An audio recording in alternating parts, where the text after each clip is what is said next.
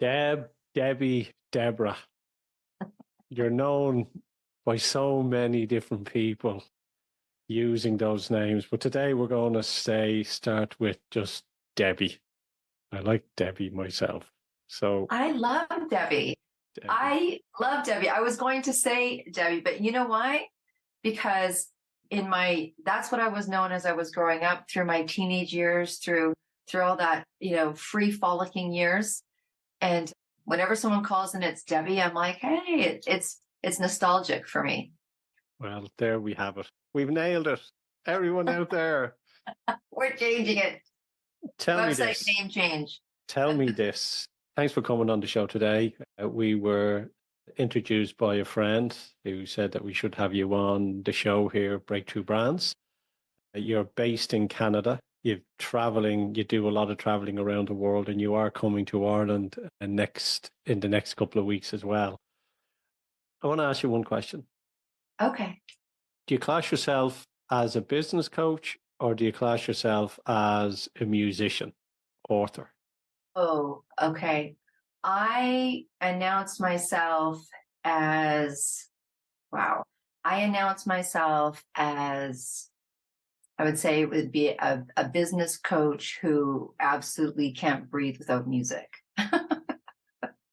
So your past life was a musician? Well, I will tell you, I played the ukulele. Ooh, remember that? The ukulele, guitar, the organ for my grandmother when I needed to play Amazing Grace, and I sung. Now, I did not do it professionally. I did it through all of my school years and onward. I ended up going into the world of booking bands, cocktail waitressing, bartending, booking bands, assistant managing, all of that world. And that was the world that I played in. Now, I shifted, right? I had another life, which brought me here to you. But what I do for music still is a lot. I help promote, and if someone's a musician, I put them together, and I do a lot of connecting so people have success in that industry, as well as create platforms and allow those people in that industry to come on. And I volunteer. I volunteer for Amnesty International. And when bands come to Vancouver, I'm in Vancouver, Canada, and they want Amnesty International to have representation at their concerts, I study what is inspired them to do that and what their cause is and what they believe in. And I take that to the concert, and I stand there and I talk to the people on their behalf. So would you class yourself then as a connector? I would. Okay. And the reason I ask that, because, you're an author, and what you've done recently is get a collective of people to actually write stories in a book. And this book then is turned into a tour, and you're coming to Ireland, and you're going to be in different locations as well. And it's all about storytelling. And it's about people, sharing their voice. As you say, sharing is caring. And once someone has the confidence to talk and they embody who they are, their confidence builds, and they feel then that they can really take on anything. So tell me your story. Oh my goodness. We didn't expect that today. Tell me your story. Well, here's what I'll say to that before I say anything else, is I say that we all have many stories. We truly all have many stories. I have a story as a parent. I have a story as someone who's in love with music. I have a story of someone who's been an entrepreneur for 30 years. I have a story from someone who has compiled all these incredible stories from women all around the world. And so I think we all have different stories, and it's what's important to share at the time. So I think we've all said or heard someone go, I never wish I'd gone through that experience, but at least I know I can help someone if they're going through it. And there's those times where sharing your story is life-saving for somebody. And then there's the times where you talk to yourself about your story. You're going through a hard time. One of the things that I do for myself at the end of the year, everybody's making their New Year's list. I don't. What I do is I write an accomplishment list. everything that I've done this year that I've kind of just blown over, haven't given warrant, didn't go buy myself flowers for. What was my story of 2023? What's my story going to be of 2024? But did I not stop and go, wow? And so I call it an accomplishment list because I don't think many of us realize just how many things, wow, my kid is still happy from January to December. My role as a parent is sustainable and sustaining, and all the things that seem maybe non-relevant that are relevant when you look back. So it's interesting that you'd ask me what my story is, because without sounding like I'm dodging the question, I would almost come back with, what story, what could I say that would be inspiring to somebody? Or, I think my story is probably, people ask, how do you do it? Why do you do it? What's going on? I came from small means, I would say, or I know what it's like to have and not have, and have and not have. Raised by a single mom who, barely made it through at times, but, there was always something on the table, and came from, I remember making a decision that I wanted it to be different, and I wanted it, whatever that looked like, I wanted a different life. Nobody likes to kind of just go from one meal to the next. And I embarked off on my journey really early. I left home really early and decided that if I wanted that, I needed to make my way. So I'm not a stranger to hard work. I'm not a stranger to going all in. So when people ask me now, wow, how do you do those long days if you need to? Or how do you travel? Or how do you this? And I'm like, because I think I've always had a mission. My mission was to have a different life. My mission was to feel free. My mission was to be the best parent I could be. My mission was to make change for my family. So I think I've always been very mission based. And based on this, I've had this really creative life. I am a creative. I fell in love with creative. What does that mean? I fell in love with holistic health before anybody knew about it. And I kind of have a bit of an engineering brain, but I'm kind of a hippie. People call me a professional hippie. And so I create these companies that are very mission based that satisfy the creative in me. And so that's how I've been able to build as many companies as I have. It's what's needed at the time, Joe. So would you say your driving force is your creative ideas, or is your driving force to all the things that you've achieved to help people? Because, and I ask this because people will easily speak from the tongue going, oh, I'm here to help people, or I want to help people. But it doesn't really resonate with them within. They're only saying it because of their belief systems, and your belief systems are created from other people's ideas. Right. So that's why I'm asking you, what do you think is your driving force? That's probably one of the hardest questions I've ever been asked, because it's innate.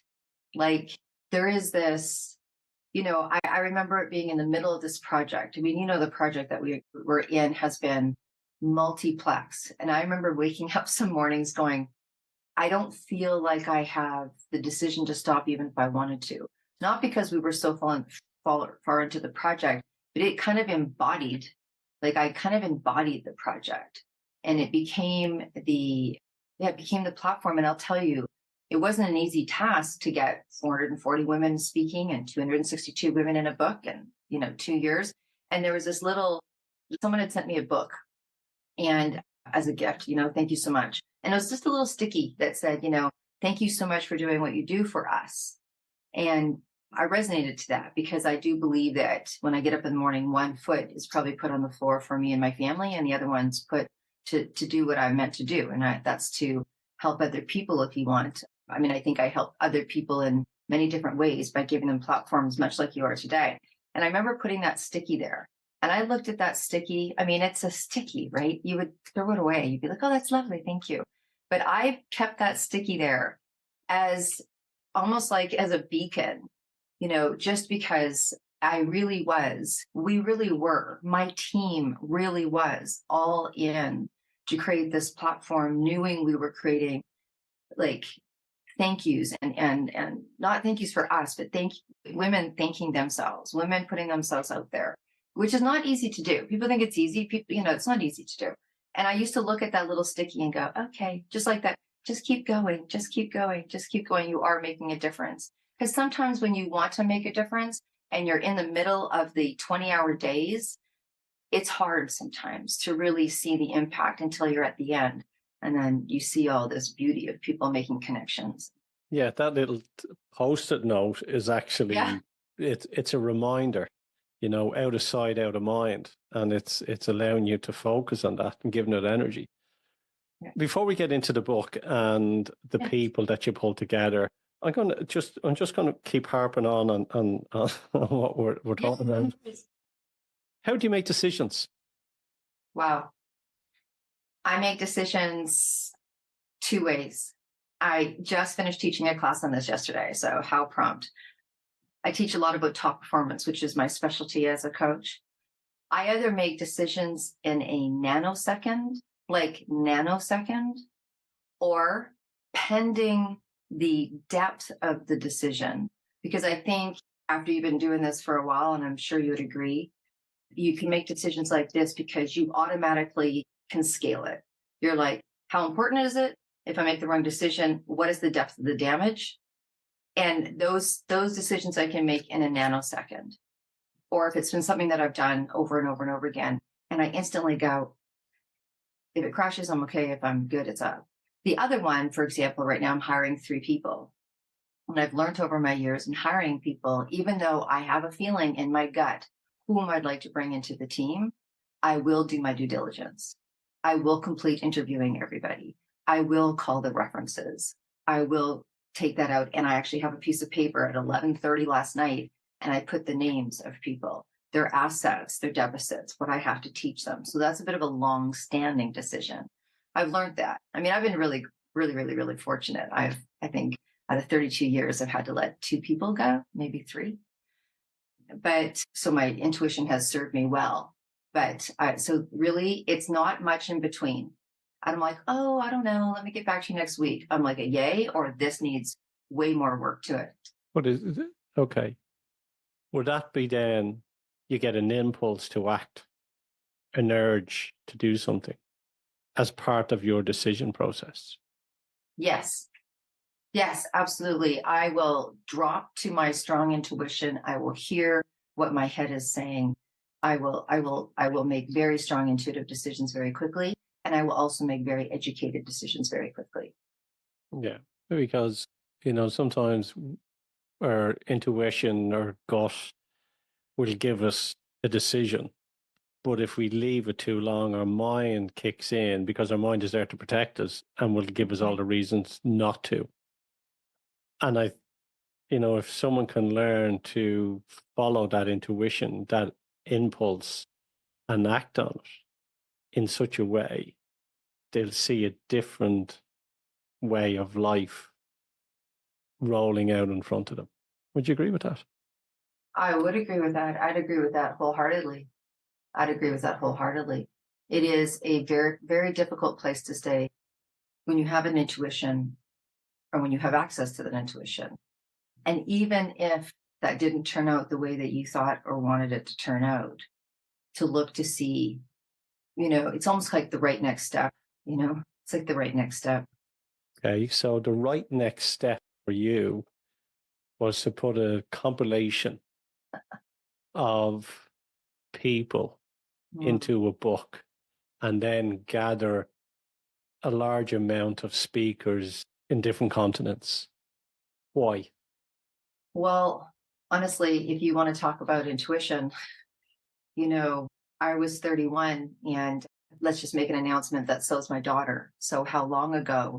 I was literally living my best health and wellness life because I owned a health and wellness clinic, and it's pretty cool walking into work every day and everyone's, loving on each other. Not a bad gig. And so, surrounded by crystals and aromatherapy, I'm like, ooh, I got to go to work today. And literally I had a day planner, a paper day planner, and it was going out of print. It went out of print. I couldn't find it. And these were the days before Google, without making myself sound, ancient. And people are like, what? A little Gen Z out there is going, what? And so I just said, I'm going to do one of these one day. Now, why or how I would ever say that, I just did. And that seemed to satisfy my yearning for like this really cool planner, and it was a woman's planner with pictures of women, black and white photography. And I was 31, and I always carried that with me throughout my life. And here I ended up creating a media company that does publications. And I'm like, it's time to do that planner. And when I decided to do the planner, my life had changed, of course. It had, gained a couple of decades since that moment of time. And I decided to do a planner that was based more as a top performance entrepreneur planner because I felt that was a need. And it didn't have those pretty, beautiful black and white pictures focused around women.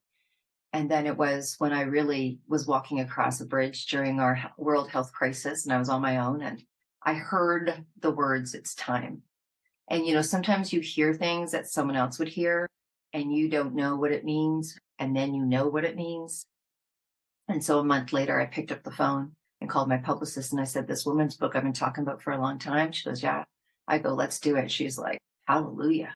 Because it had been, I had done many publications before then, and it came time. So I think it called me, if I could say. And then honestly, I wish I could sit here, Joe, and say, and then I saw how amazing it would be. And I saw all the women coming. And then I was sitting, then how did the summits get created? Oh, wow. I was sitting on the couch, my late night couch office. I'm sure we all have them. If you're an entrepreneur, you have a coach office, I guarantee you. And then, up on the TV screen, Netflix sends this movie, I think, you've watched movies like this and recommends this movie that I look up and I go, no. I put my head down and I hear a message. We've sent it 3 times. Watch the damn movie. So I watched the damn movie, and it was the life story of this incredible woman who had dedicated her life to accessibility and rights. And that inspired strongly, I should say, the creation of the summits to go alongside the book. And that's how the whole encompassing project came to be. And so it was I call it divinely inspired. And honestly, I could not have sat at this table, told the team together and said, we're going to produce the largest International Women's Day event that's ever been produced. It wasn't like that. I wish I could claim that, but this was not the truth. It was just following through on a gut inspiration or a message 25 years prior when it was the right time. And here we are, not completely unforeseen because I understand my sector, but completely unforeseen in terms of, wow, look where we are. How did you make the decision to pick each woman for the chapter? A lot of people have asked me, it must have been exhausting to talk to every single woman. There's 262, 440 speakers in a short period of time. And I won't lie, it certainly was stretching. I call it the stretch of significance. But I'm an energy person. If you probably haven't figured that out, I'm an energy person. I'm an intuitive person. I lean in where I need to lean in. And I saw as this was going, it was important to meet everybody to see if I was right for them and if they were right for us. Right? This was going to be a project, and this is a collective. So, it's like as if you're picking people for a project. You want to make sure that people have the same mission, they have the same vision, that they are behind it, they understand it. We're not fooling around here. This is not a weekend summit where there's 12 people. We were not some things like that are application. We were conversation over application. And it was long and enduring, most definitely. But now we have this big, beautiful, synergistic, mission-minded project, not just me, not just the organizers.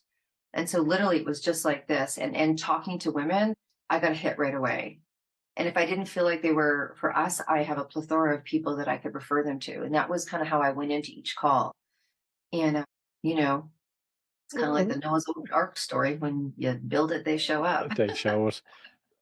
What I'm trying to get my head around is you've got the book. There's 260 odd people who have contributed to this book.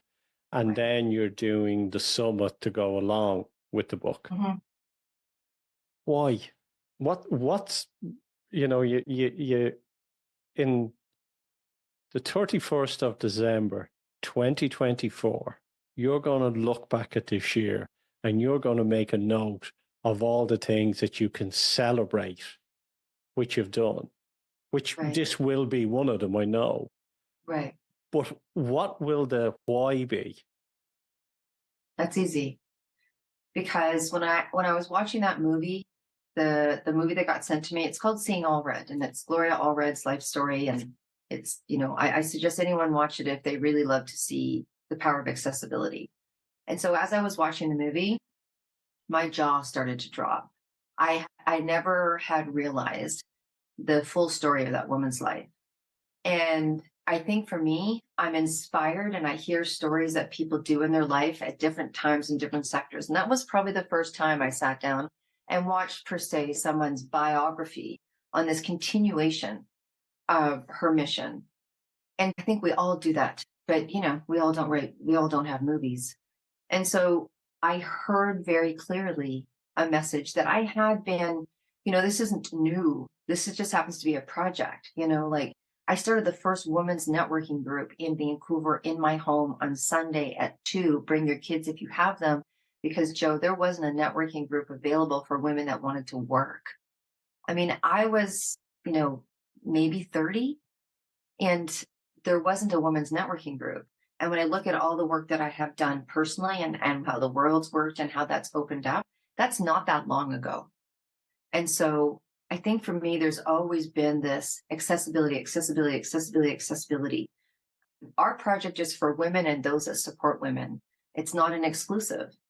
It creates this platform of, can we please just all come together?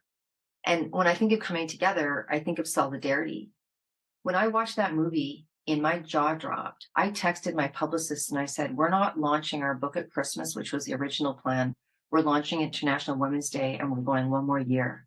She's like, what are you doing? And I said, I don't know.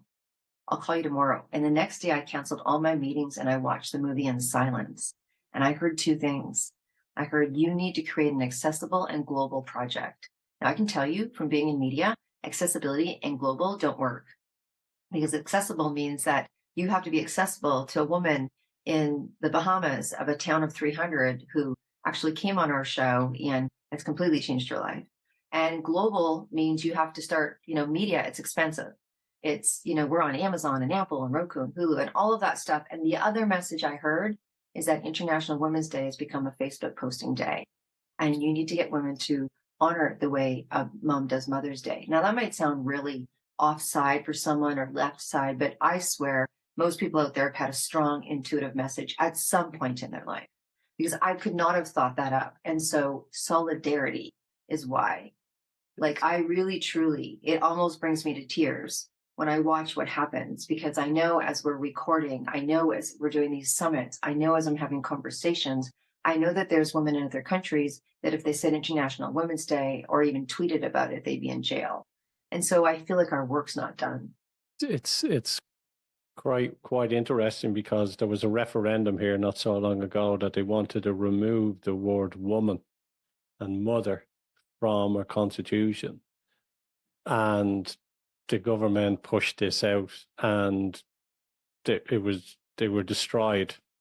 They were getting everyone to vote yes, and everybody voted no, and asking women, why? Because one woman would have said to me, because I gave birth and I'm a mother, and I want to be recognized as the person that I am. And language is very important. The stories of all these people in your book, Mm-hmm. I'm sure it's multiple of different experiences in life. Joy, hardship, fulfillment, failure, are they all in the book? Well, absolutely. And here was the beautiful thing about the book, is that each woman had a full cover spread. And these are predominantly self-funding women. And so, I mean, that's all in the book title. And so on the left-hand side, I said, many times we come to the world and we work to our day and we're like, it's about what we do. And I said, but that's not what people want. People want to know who you are. I think it's great that you're a painter or you're a singer or you're a coach or you're this, but who are you? And so we gave women a full page on the left-hand side. Please Tell us who you are. Tell us of a favorable movement. Tell us a favorable moment. Tell us what something about you that we don't know. And then on the right-hand side, don't only just tell us what you do, tell us why you do it. And then please provide us a black and white picture from the back of your phone, not a professional headshot. We took no headshots. It just had to be a beautiful lifestyle picture that kind of embodied something. And then 2 words on the bottom right-hand corner. So a woman can literally flip that book. Anyone can flip that book and get all of these 2 words. And we say them often. We say, be well, take care, fly safe. You know what I mean? Love you. And so it was like 2 words. And some of it's incredible, like eat cake, drink champagne, pray more, let go, say yes, say no. Do you think as we go along in our lives, say someone in their 20s, and I want to ask you then what sort of the age group are the women that are in this book as well, but in our lives, we perceive to be this. And then as we get a little bit older, the archetype of ourselves changes. Mhm. And we don't really know who we are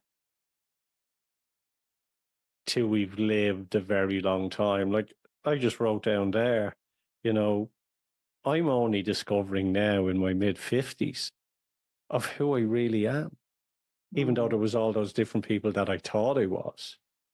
But I'm closer now to the reality of who I am. And that's courage. And, I think a lot of people will go through life never really understanding. They go, what's my purpose? And you have multiple purposes in life, but the courage is of who I really am. So the people that are in the book, what sort of age group are they? Because the different perspectives that they'll have will mean different things to different readers. I would say, we have from 30 to 80. And I would say the bulk of the women that are in the book. Now, there's 50 women we designated to the book that have been on the other side of the tulips for over 100 years. These are women that were not recognized in their day for doing some really cool things. So the other 210 women, I would say it is predominantly mid 40s and up. Mid 40s and up. Yeah. Why the age group? I don't know. I think it could be a number of things. My analytical mind could tell you that when a woman relates to the conversation around International Women's Day and solidarity and having to fight for some rights, I think you're hitting a target of women that have had to fight for some rights. And I'm not saying that the generation now or the 30-year-olds, 40 or, early 40s haven't had to make their way. But I think there's something different between make your way and someone who knows what it was like to go to the bank and the bank say, you're not entitled to this unless your husband signs the loan. Yeah. And so I think there was a different resonance, yet this new generation, they have their own funky stuff going on. Look at the stuff that they're dealing with right now. There's things that, there's things being overturned and they're having to fight for different things. And they've got their own, and I think there's a bridge of wisdom and a bridge of, I don't know, accessibility in a different way that's coming together. Yeah, well, let's look at punk rock in the 80s, the 70s and 80s, Mm-hmm. I look at what's going on in the world today and it reminds me what punk rock was in the 70s and 80s. It's a thought process. It's an expression that someone feels they need to be part of. The other thing as well that you've, these people and the stories and it always seems to go back to a couple of, pigeonholes, one would say. And one is I could never understand that women got paid less than men, probably because I grew up in a household where everybody was equal and sisters that, were respected and were able to go out and work. And I had one sister who was an entrepreneur, a very successful entrepreneur. And then when later on, when people were saying, two people doing the same job, the woman gets less, I couldn't figure that out. Why? Mhm. And, my father would have never brought us up that way. So it was quite bizarre. This movement of the 40 plus women, what is the one essence, if you were to sort of say, okay, if you read this book, the one essence that you'll pick up from it will be what? The show quiz. Do, do, do, do. Ding, ding, ding, Jeopardy, Jeopardy. And Jeopardy. under 400 under history and mythology, it will be, wow, bravery, Bravery. bravery. Yeah, and bravery is quite good because you and me were both authors, and Mhm. we know when you publish something, you're basically putting this book on the table to be judged, to pull out all your guts, to make people look at you. That was crap, or that was good, or whatever. And you're basically putting yourself out there. Mhm. But once you put it out there, you could write a second book and you don't really care what people think. Yes, you get past that. You learn to get past that. I think sometimes the braver that you are, it's part of it. I've watched enough and talked to enough people that, it's interesting, right? There's people that get it, there's people that don't, there's people that have never done it. And you know what I love, and I was actually listening to her this morning, was Brene Brown talking about the man in the arena. And I personally had to learn, because I'm an empath, I think I'm a recovering codependent. I cared about your feelings more than mine. And I was raised in just that whole thing of people pleasing and being nice and not saying how you feel and all that kind of garbage that I've spent lots of money in therapy to work through. So it doesn't really matter anymore. But I really did a line and listened to Brene Brown when, she got big real fast, didn't expect it. And then, her husband and her therapist said, don't read the reviews. And she read the reviews and she was gutted lying on the couch one day. And then she found this prose about how, people making comment. And she was like, and she, from that prose, made a decision to not listen to people in the cheap seats.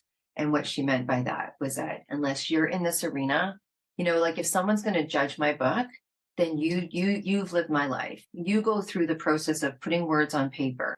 You go through the courage that it takes to go through the print and dun dun dun. And then I will listen to constructive criticism. But like she says, if you're in the cheap seats, it still stings a little. Someone says Yeah, this or but says that. it's easy to criticize. The Mhm. people find comfort in criticizing because their own life is shit, and they need to be able to point it at someone else, and that's where they find the comfort. That's really what it can boil down to, if you draw back into it. But what's the name of the book? When is it being published? It's Where are it's the a events that you're going to around the world? Tell us a little bit about it. Absolutely. It is a long title, and people are like, why is it so long? I'm like, read the book. You So never it's forget it. yeah, that's right. Once you get past, so most people are calling it the 262. We've been shortlisted to the 262, but it's 262 women, entrepreneurs, creatives, entrepreneurs and media, rock legacy and tell all. And where we're going with the book launched May 11th, because the message that I got, right, was women need to remember, this world of solidarity. They would need to remember International Women's Day, what it means, like a mom does Mother's Day. So we started the summits on March 8th, 2023, actually, March 7th. And we did 22 summits up until May 11th, 2024, 15 months, 22 summits. I don't know if I'd recommend it, but we did it. And so we launched May 11th. So we're just in our fresh new of launch. We did a beautiful launch in Vancouver, Canada, and we are heading to Ireland, where we're going to do a launch on the 18th and 19th of August.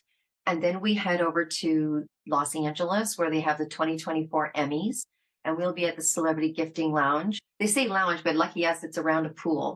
So we'll be at the Beverly Hills Hotel gifting 200 books to the celebrities of the Emmys. And then from there, we go to Dallas, Texas, October 18th and 19th. to do a book launch and all sorts of really great things there. And then it looks probable for November for New York. And here's the beautiful thing is that any woman who speaks with us in the book, and of course we have other books and other speaking, we're continuing on, they can say, hey, Deb, we want you to come to this country. We want you to come here.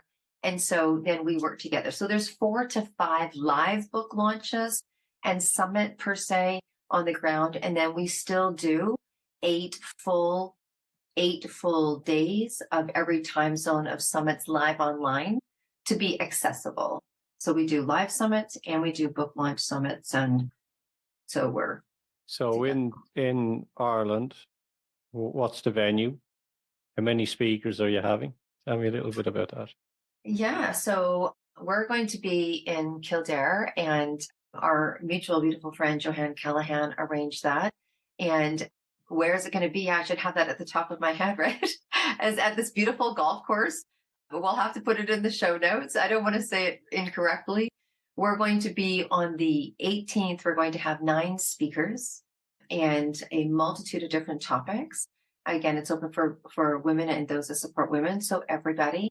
And then the following day, we're going to have a day of workshops where myself, Kathleen Carson, and Johanne Callahan are going to do full in-depth workshops on our topics.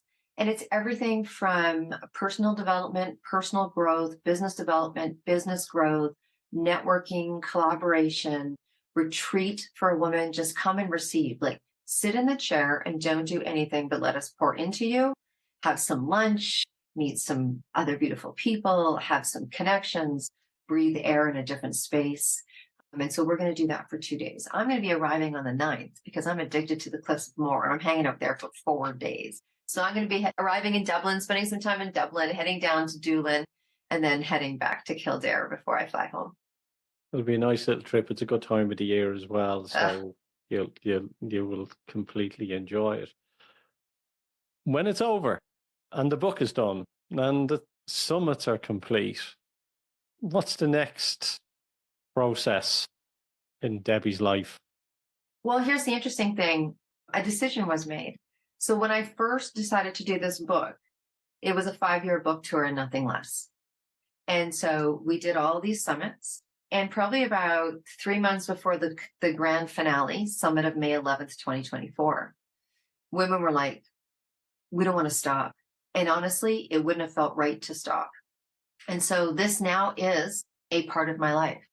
I brought a business partner into the project, Miss Kathleen Carlson, and I'm like, let's do this. She goes, let's do this. So there's lots doing. You know, every woman that speaks, we've got to get that over to the streaming channel. We'll be launching a television station, a television stream.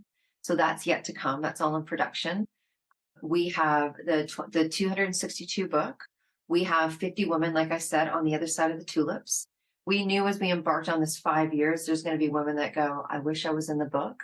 And so we're not taking the women of history out, but we've left 50 spots open for women that we meet now that go, oh, I want to be a part of this because we're doing this party for 5 years. So we'll revise and revisit and take this book around the world.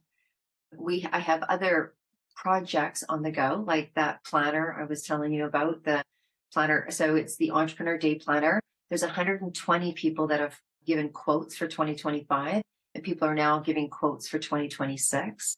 So we do a recording of them, and they give us a beautiful quote, and we embed it and put it into the planner, and people hover over it, and they pop up on the screen, and I'm like, so they get to be a quote author, which a lot of people have not had that experience of having their own quote, and it's beautiful. It's like putting your own poem. So we have that production going, and so it is really the evolvement of this. And I was just asking myself that question. I'll be like, this is just going to be so interesting to see. I don't think 262 will not be part of my life till they throw a little pat of dirt on the box and I venture on and pass the torch. It'll be like a beer, or fine champagne. Oh my gosh. An ice cold pint. If someone wants to buy the book or book a place in any of the summits, where do they find them? Well, super easy. So we're now going to change Debbie to Deb, and you can go to Drummond.Debbie.com. There's a contact page that goes directly to me. People can go to Deb@DebDrummond.com and send me an email. Those are probably the best ways. As you know, I'm very accessible on WhatsApp, and I'm one of the people that actually puts their phone number on their website so that if you do want to WhatsApp me, I tend to live over there, or text me. I'm not difficult to find. You can Google me and find me. Google me. Just Google me. Tell me, what did you get wrong to get right? Oh my goodness. Are we doing another show? What did I do wrong to get right? What did I do wrong to get right?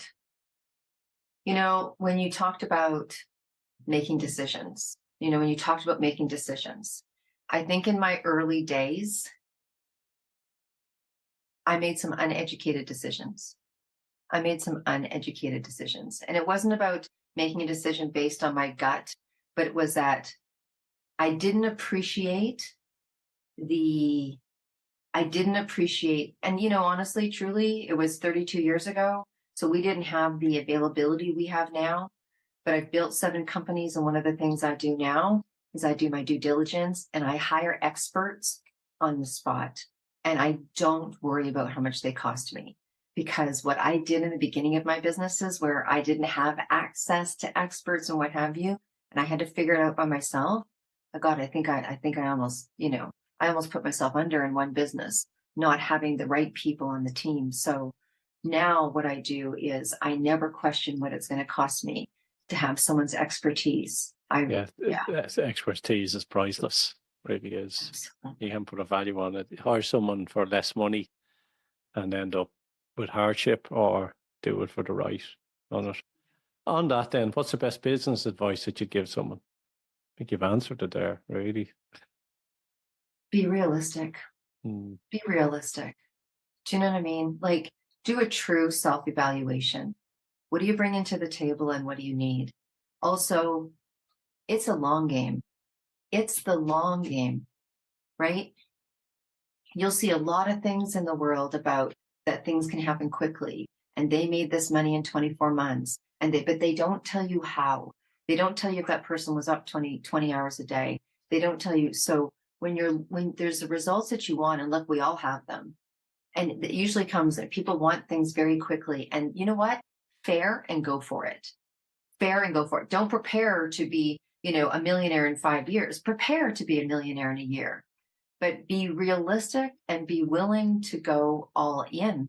What is it about? I tell people, and people don't like this. But they're like, you should have a balanced life. And I'm like, if you're building a business, you're not going to have a balance. If you think it's quadrants that you live in, you don't live in quadrants. Like if you're going all in on a project, you might be 80%. And I've told my family and friends once, I'll be back in 3 months. And when I'm back, I'll be back like this.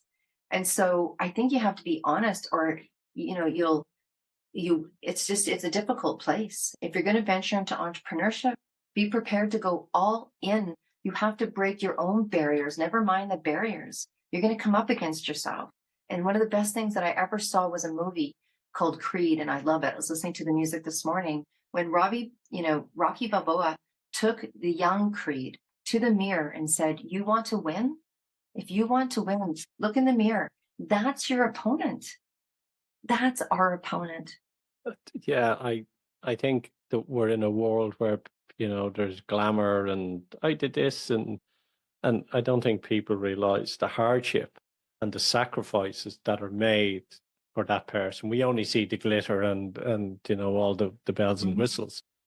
And I also, the bigger the prize, the longer the runway.